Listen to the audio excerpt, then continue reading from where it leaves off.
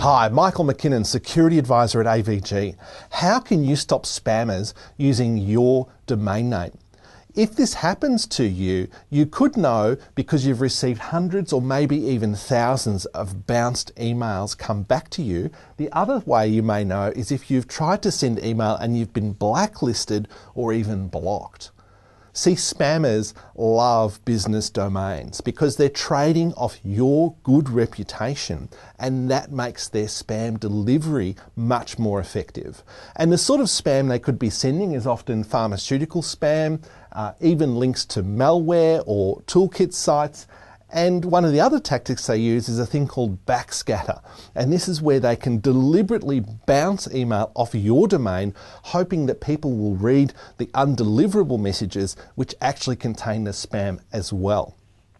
There are some great things you can do though to protect yourself. The first thing I'd recommend is look at using a reliable and especially a scalable email hosting provider. That is, that if this happens to you and you do get bombarded with bounced messages because a spammer has used your domain, your day-to-day business activities won't be impacted by that. So use a reliable email hosting provider.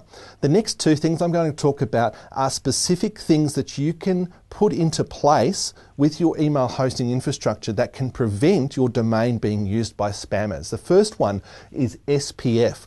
Sender Policy Framework.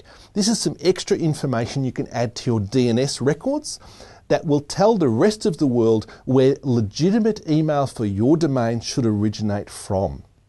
Have a look at how that works. The next one is called DKIM, which stands for Domain Keys Identified Mail.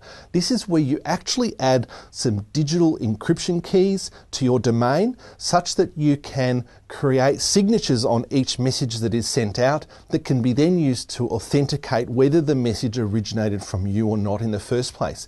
These two tactics can actually eliminate a lot of what happens online with using your domain name with spam. The other thing that you should also be doing as a default in your computing environment anyway is using anti-spam. This is particularly relevant where you don't want to see any of these backscatter messages that may contain malicious content in them as well. The overall tip here, however, is to use a best practice for all of your email setup, and if you're unsure of how to do that, please consult with a professional.